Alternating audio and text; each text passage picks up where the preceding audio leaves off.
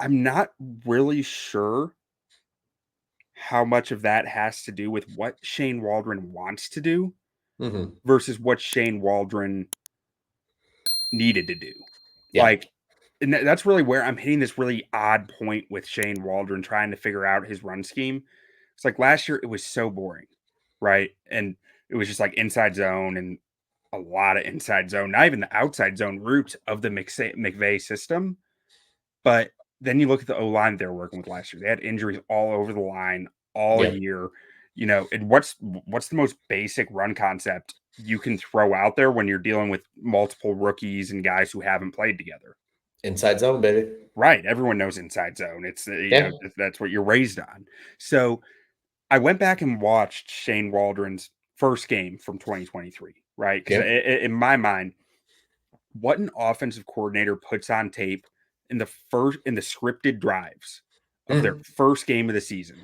That Yeah. is what that offensive coordinator sees his offense being. That is exactly it. Because there's no injuries yet. There's no the you're probably overreaching most offense coordinators about what you think your players can execute, but Mhm. it's what you want to be doing all year long. And then you'll go back to the whiteboard, you'll cut some stuff down, you'll make it easier on your guys, or you'll adjust for injuries. In Seattle's case, a lot of inside zone came in, but you look at that first game and those first few drives. Man, they were running GT counter, G lead. They had some split zone in there. It was a really diverse run scheme. Wasn't being executed exactly the way you wanted it to be, but he wanted to get out there with more of his runs, which makes me think this Waldron run offense is probably going to be more multiple than people are realizing, people are talking about. Mhm.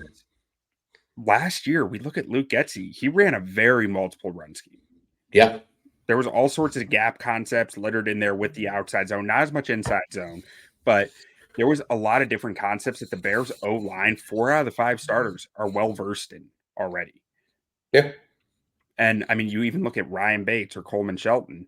They both came from offenses that did quite a bit of different stuff with the run game. It wasn't as simple as this is just what we do and we're hammering inside zone all day. Right. Even outside zone, like older McVay scheme might have been before he started sprinkling more gap concepts in there.